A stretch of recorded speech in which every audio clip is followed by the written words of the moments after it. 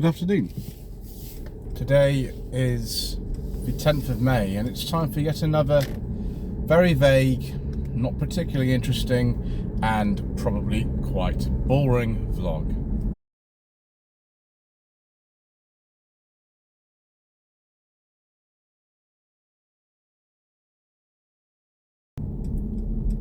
Fortunately, since last week, or since the last episode of this, because these are recorded an awfully long time in advance, unless you are a channel member on the Revit 45 V6 and Set Toledo membership tiers, in which case you get to see these videos within about 48 hours of them being recorded. Everyone else just had to wait a few weeks, and that's okay. Please feel free to do so. This isn't a channel where we actually restrict content from anyone. We just delay it in certain cases, just to give the channel members a little reward for contributing towards the cost of running things. And don't feel you have to do that. It's far more important to me that you watch the videos, like them, and subscribe to the channel, which are all three things you can do if you want to help out. So what we're going to be looking at today is something that my lady wife has actually asked me about, and it's an article from the Daily Telegraph. Now, you now know more information about my lady wife, is that she's a Telegraph reader. No news source, of course, is unbiased. This channel is not an unbiased channel. No media source is unbiased, but I do like to look at things from as many perspectives as I can. Because that's the nature of what I do as a job. If I'm trying to find a car for a client, it's actually my job rather than making YouTube videos, really.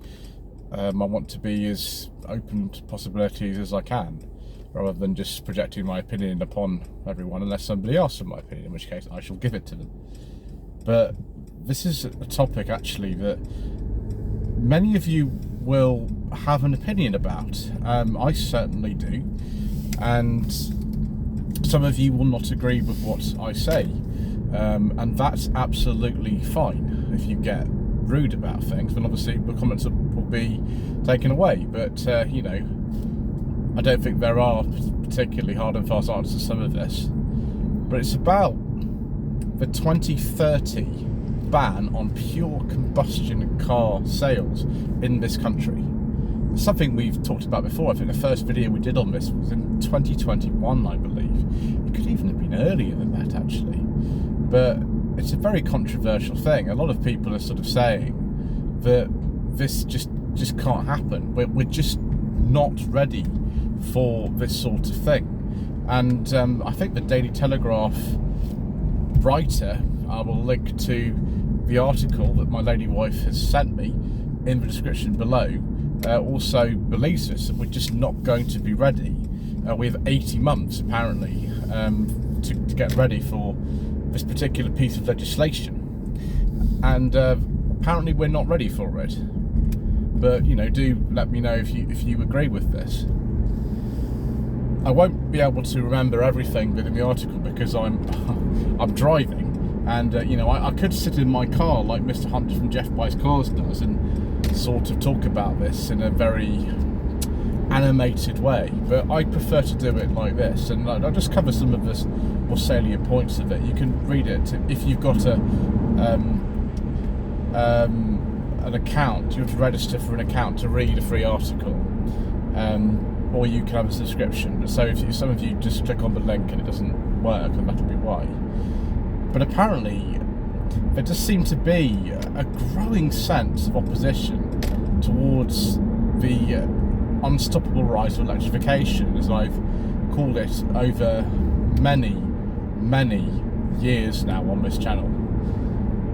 Don't get me wrong, I have driven electric cars for a very long time. The third review ever on this channel was an electric car. It was a BMW i3 range extender.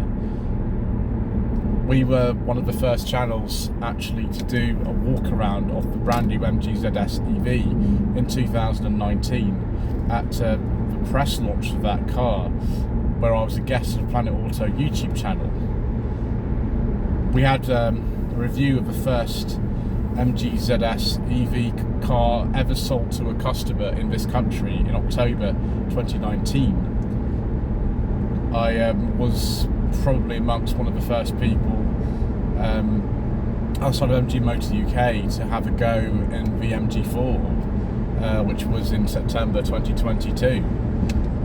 I've had an MG5 on test for MG Motor UK in June 2021. It was the shorter range version and a pre-facelift version, but I'm very familiar with electric cars. A lot of you like seeing them on the channel. The MG4 video that I did, not the full review, was in December, but the quick kind of look at the car that was done in September 2022 was the most popular video of the last, I don't know however it was. If I look at the last 365 days from today, 10th of May 2023, that's the most popular video that's been made in that time, so over 10,000 views.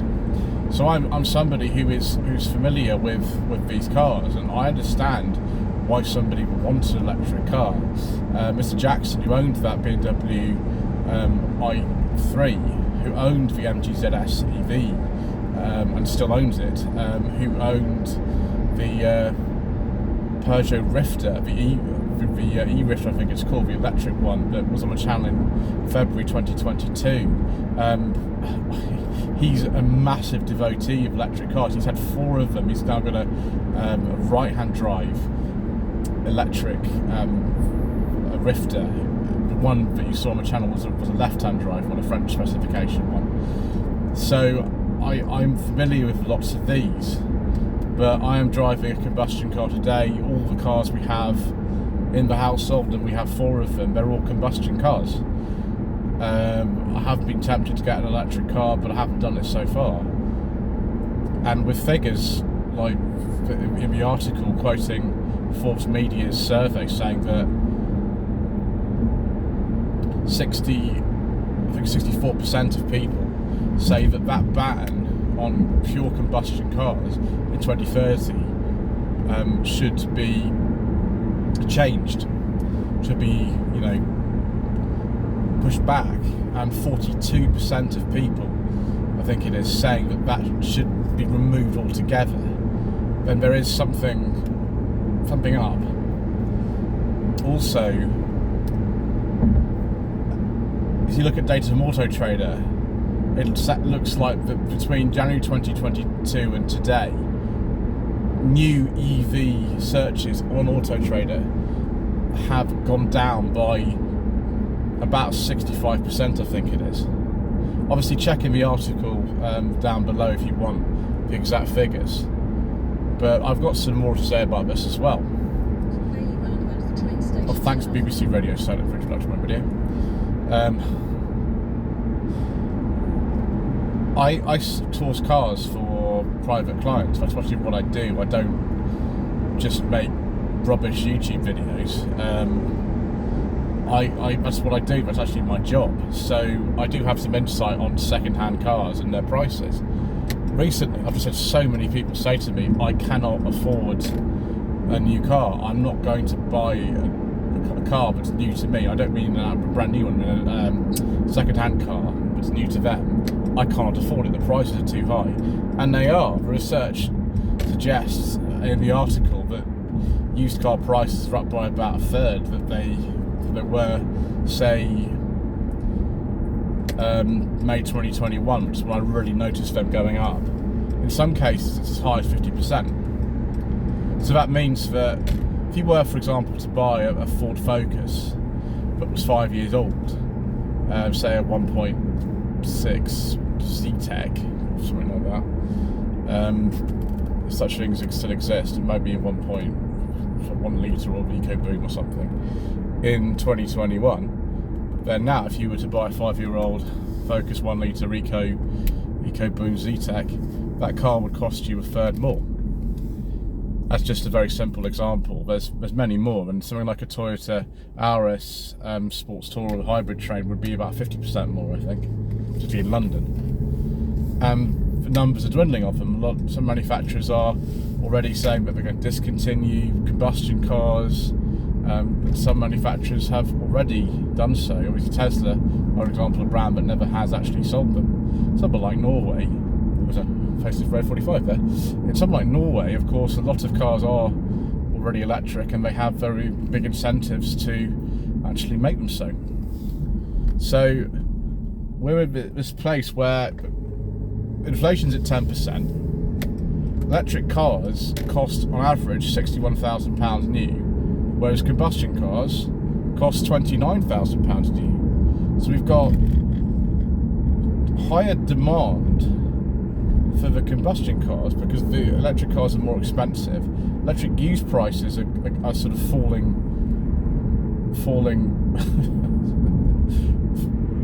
through the floor, essentially, because people don't seem to want them. They have things like charging times which could be improved. You come to a charger and it's broken, or the charger's not compatible, something like that. You need to get a wall box installed, and if you live in a flat, you can't necessarily do that. If you have a drive and you have a home wall box, then electric cars can be fantastic. I spoke to my uncle, actually, who is a very conservative car buyer. You would have seen maybe his Skoda Rapid Spaceback on my channel in 2021. He's had that car for 5 years, and he's probably going to keep it forever or something. And he says a friend of his has bought a Renault Zoe recently, and it's a 72 plate Zoe, so it's no more than 8 months old. He paid 15 grand for it, which is extraordinary. It's the sort of depreciation we used to see before 2021 for cars, but it's only happening with electric ones. Prices of everything else is just going up. Manufacturers are stopping kind of production a lot of combustion engines and switching to electric powertrains because of legislation. And although electric cars are wonderful, I've driven some brilliant electric cars. The MG4 was a fantastic electric car. It only starts from £27,000, and I tested the base model one in December. It was still really good. The MG5 is a really good car. The Genesis GV60 is a really good car. There are some fantastic ones out there, and yet the interest in them is down to buy them new by 65%, according to Auto Trader's data. And we've seen these problems with charging time. We've seen these problems with public charger availability, and the rollout of the public chargers is still not what it could be. We've seen problems with actual advertised charging rates not being, actually what you get when you go to a public charger. There's just so many things that are stopping people actually coming and just buy one. Why, when you could buy a combustion car for average £29,000 new, would you buy the electric car for over double the price, £61,000 on average apparently? Because people can't really afford to spend too much on luxuries at the moment.